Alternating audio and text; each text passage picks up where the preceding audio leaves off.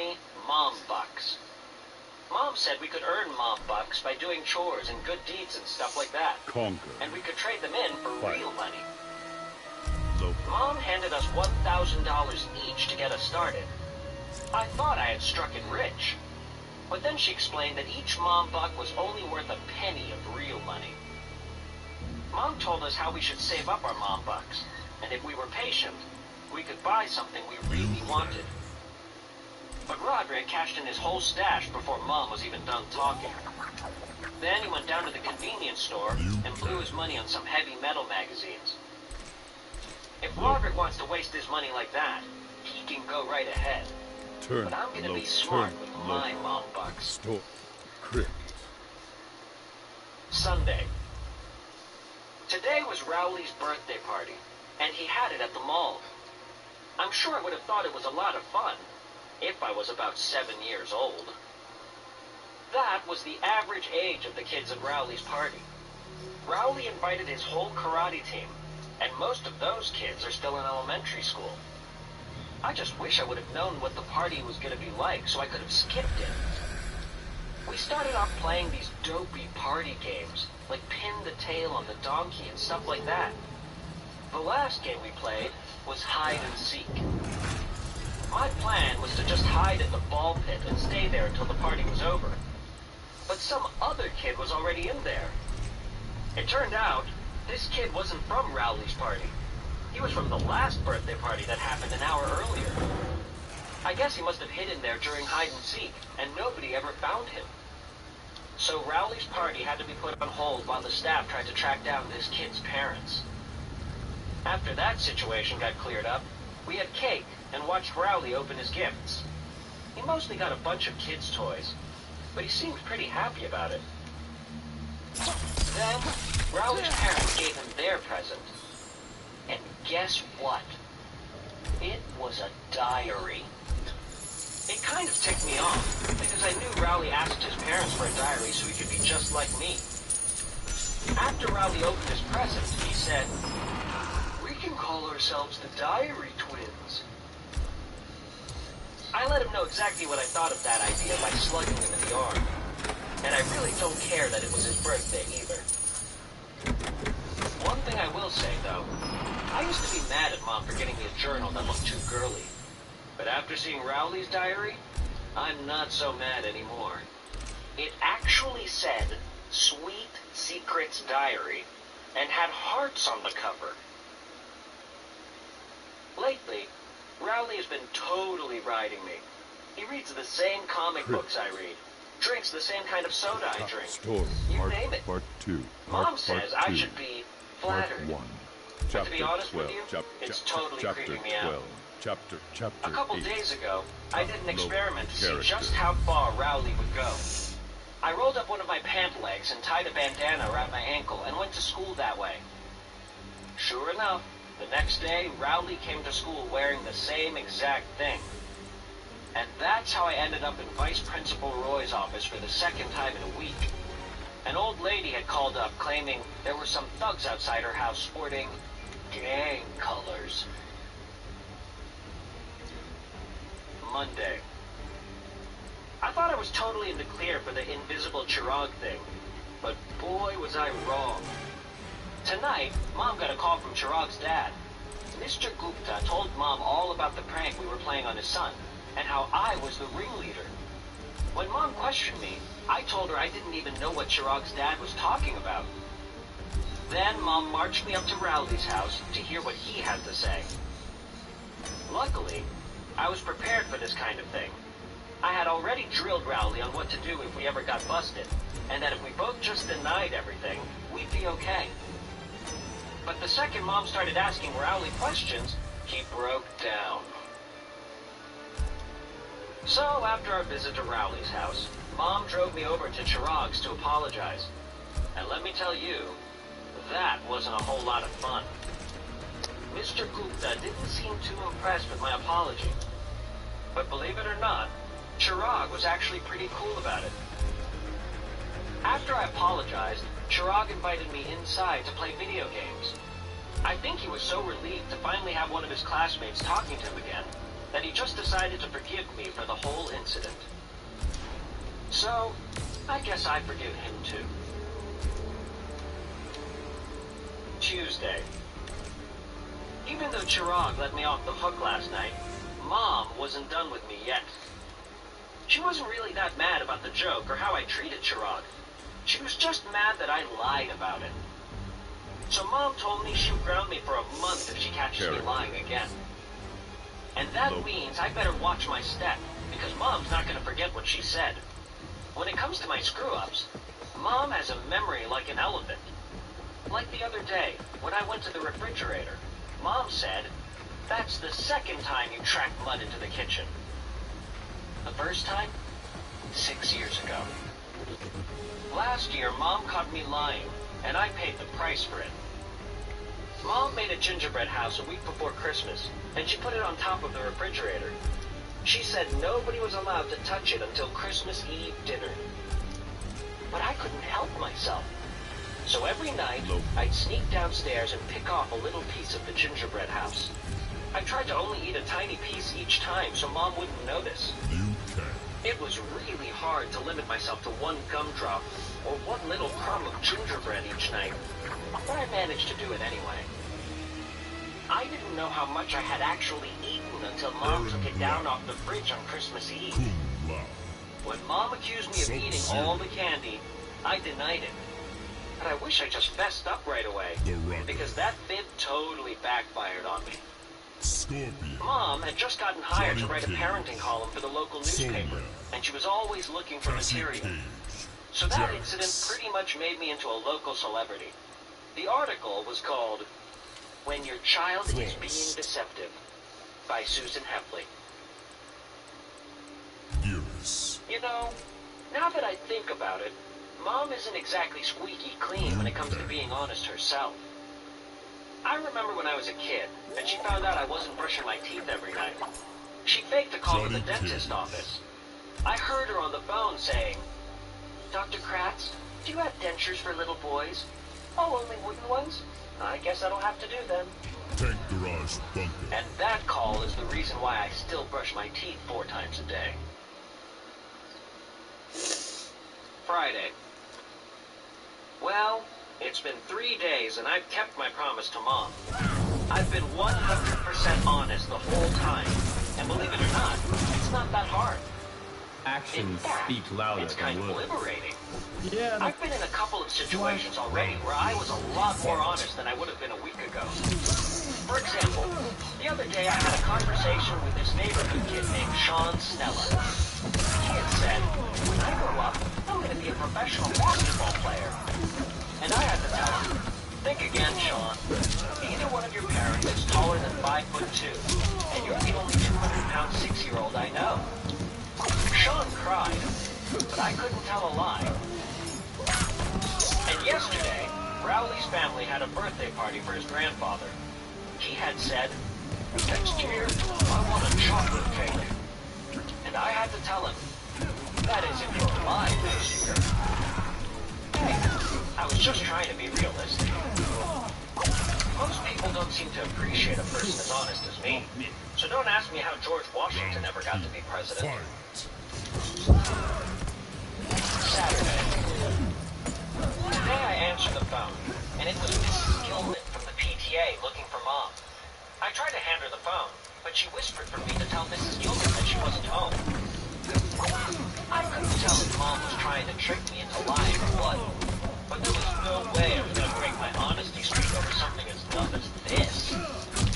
So I made Mom go out on the front porch before I said, "My mother is not inside the house right now." And from the look Mom gave me when she came back in the house, I kind of get the feeling she's not going to hold me to that honesty pledge anymore. Monday. Today was career day at school. They have career day every year to get us kids to start thinking about our future. They brought in a bunch of adults who had all these different jobs. I think the idea is that us kids will find out about a job in life, and then we'll know what we want to be when we grow up. But what really happens is that you just find out which jobs to rule out. Because some of these grown-ups are such geeks. presentations, we had to fill out these questionnaires. The first question was, where do you see yourself in 15 years? I know exactly where I'll be in 15 years. In my pool, at my mansion, counting my money. But there weren't any checkboxes for that option. The questionnaires are supposed to predict what kind of job you're going to have when you grow up. When I was finished, I looked at my job on the chart, and I got clerk. Well, there must be something wrong with the way they set these forms up or something, because I don't know any clerks who are billionaires. Sub-Zero. Some other kids were unhappy with the jobs they ended up with too, but the teacher said we shouldn't take these things too seriously. Well, try telling that to Edward Neely. Last year, he got sanitation worker on his job chart, and the teachers have been treating him different ever since. I once heard a teacher say, Edward, could you please clean up this juice spill? You can. Cabal. Rowley got nurse on his job chart, and he seemed pretty happy about it. A couple of girls got nurse too, and they were chatting away with Rowley after class. Next year, I have to remember to sit next to Rowley and copy his job form so I can get in on some of that action. Saturday. Me and Roderick were just sitting around the house today. So Mom sent us over to Grandma's to rake her leaves. Mom said she'd pay us $100 in Mom bucks for each bag we filled. Plus, Grandma said she'd give us hot chocolate after we were finished. I really didn't feel like working on a Saturday, but I needed the cash. Besides, Grandma makes really awesome hot chocolate. So we got some rakes and plastic bags from our garage and headed down to Grandma's house. I took one side of the yard, and Roderick took the other. But 10 minutes into the job, Roderick came over and told me I was doing everything all wrong. Roderick said I was putting way too many leaves in each bag, and that if I just tied the bag closer to the bottom, I could get done a lot quicker. See, now this is the kind of advice you're supposed to get from your older brother. After Roderick showed me that trick, we went through bags like nobody's business. In fact, we ran out in half an hour. Grandma didn't seem too happy about forking over the hot chocolate when we came inside. But like they say, a deal's a deal. Monday. Ever since career day, Rowley has been spending lunch with a bunch of girls who sit at the corner table in the cafeteria. I guess the group of them is like the future nurses of America or something. Don't ask me what they talk about over there. They just whispering giggle like a bunch of first graders. All I can say is, they better not be talking about me. Remember how I said Roderick is the only one who knows about that really embarrassing thing that happened to me over the summer? Well, Rowley knows the second most embarrassing thing that ever happened to me. And I really don't need him digging it back up. Back in 5th grade, we had a project in Spanish where we had to do a skit in front of the class, and my partner was Rowley. We had to do the whole skit in Spanish. Rowley asked me what I would do for a candy bar, and I said I'd stand on my head. But when I tried to do a headstand, I tipped over, and my rear end went right through the wall. Estadio parado en mi, ay, ay, ay! Well, the school never bothered to fix the hole. So for the rest of my time in elementary school, my butt print was on display in Mrs. Gonzalez's room. And if Rowley's spreading that story around, believe me, I'm gonna tell the whole world who ate the cheese. Wednesday. Today I realized that if I wanted to know what Rowley and those girls are talking about at lunch, all I have to do is read his diary. I'll bet he's writing down all sorts of juicy gossip in that thing. The problem is, Rowley's diary is locked. So even if I got a hold of it, I wouldn't have any way to open it. But then I thought of something. All I had to do was buy the same exact diary he has, and then I'd have a key. So I went to the bookstore tonight and got the last one on the shelf. I just hoped buying this thing was worth it, because I had to cash in half of my mom bucks to pay for it. And I don't think Dad was too thrilled with the idea of me buying a sweet secrets diary either. Thursday. After phys ed today, I saw that Rowley accidentally left his diary on the bench. So when the coast was clear, I used my new key on his diary, and sure enough, it worked. I opened it up and started reading. I'll make you rich, Liu Kang. Dear diary. Bankrupt my... Today I played with my Dino Blazer action figures again. Fight. It was Mecharex versus Triceratops. And Mecharex bite Triceratops in the tail. And then Triceratops turned around and said, "Oh yeah? Well, how do you like that?" And he shot Mecharex right in the hiney. I flipped through the rest of the book to see if my name was in there anywhere. But it was just page after page of this garbage. After seeing what's going on in Rowley's head, I'm kind of starting to wonder why I'm even friends with him in the first place. Saturday. Things at home have been really good for about a week. Roderick has the flu, so he doesn't have the energy to bother me. And Fanny has been at Grandma's, so I've had the TV all to myself. Yesterday, Mom and Dad made a surprise announcement. They said they were going away for the night, and that me and Roderick were in charge of the house. That was some pretty big news, because Mom and Dad have never left me and Roderick on our own before. I think they've always been afraid that if they go away, Roderick is going to have a huge party and trash the house. But when Roderick knocked out the roof, they must have seen their big chance. So after Mom gave us a speech about responsibility and trust and all that, they took off. The second Mom and Dad walked out the door, Roderick jumped up off of the couch and picked up the phone. Then he called every friend he knew and told them he was having a party.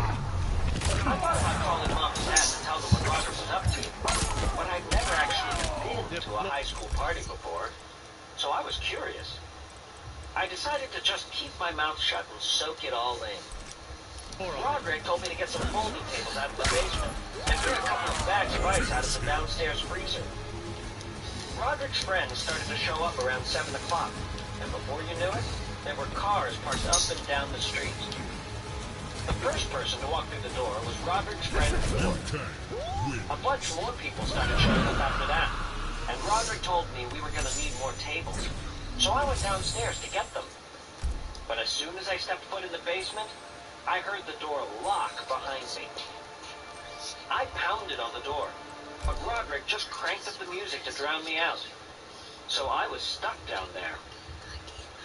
Man, I should have known Roderick would go and pull something like that. Customized. I guess it was pretty dumb of me to think Roderick was going to let me in on the action. It sounded like it was a pretty wild party. I think some girls even showed up at one point, but I couldn't be too sure, because it was hard to keep track of what was going on from just looking at the bottoms of people's shoes through the crack at the bottom of the door. The party was still going strong at 2 a.m., but that's when I gave up. I spent the night on one of the spare beds in the basement, even though there were no blankets on it. I practically froze to death, but there was no way I was going to use a blanket from Roderick's bed. Somebody must have unlocked the basement door overnight, because when I woke up this morning, it was open. And when I walked upstairs, it looked like a tornado had touched down in the family room. The last of Roderick's friends wasn't gone until 3 in the afternoon, and once everyone left, Roderick told me I had to help him clean up. I told Roderick he was out of his mind if he thought I was helping. But then Roderick said that if he got busted for the party, he was taking me down with him.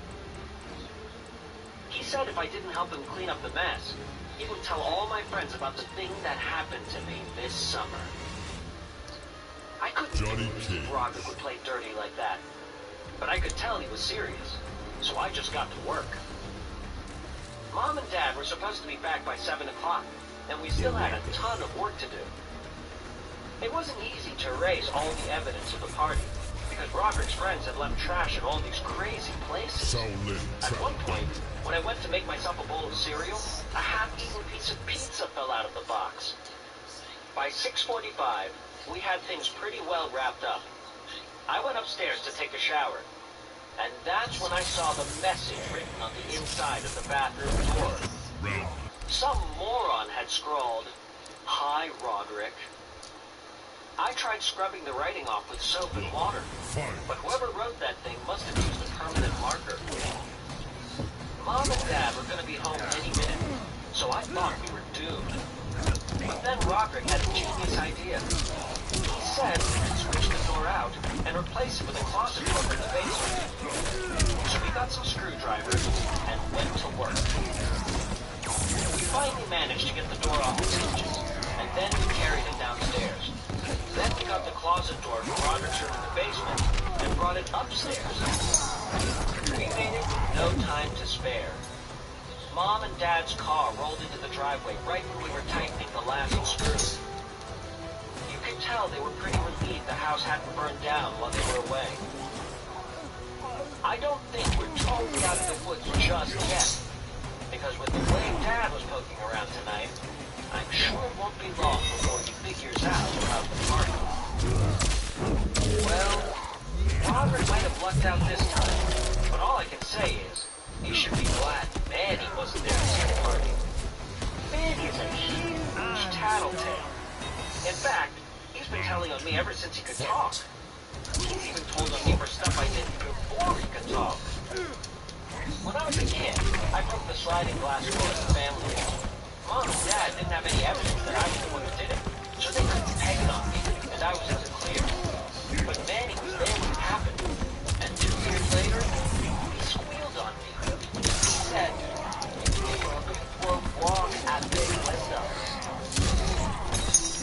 So, after Manny started talking, I had to worry about all the bad things he saw me do when he was a baby. I used to be a big tattletale myself, until I learned my lesson.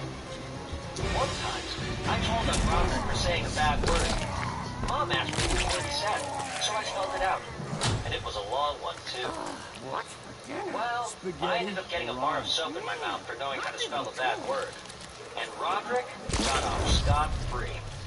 Fatality. Johnny Cage Monday. wins. Tomorrow, I have an English assignment due where I have to write an allegory. That's basically a story that says one thing but means something else. I was having trouble getting inspired, but then I saw Roderick outside working on his van, and I got an idea. Round one. Rory Screws Up by Greg Hepburn. Once upon a time, there was this monkey named Rory. The family he lived with loved him very much, even though he was constantly screwing things up.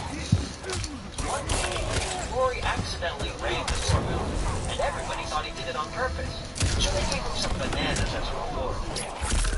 Well, now Rory was going around thinking he was some sort of monkey genius or something. And one day, he heard his owner say, "My dang car is broke." So Rory's primitive mind raced to formulate a plan, and here's what he eventually came up with. Rory car. Rory worked all day and all night, and to make a long story short, the end result was a fixed car. I do my own stuff. After it was all over, Rory had learned a very valuable lesson. Rory is a monkey. Monkeys don't fix cars. The end.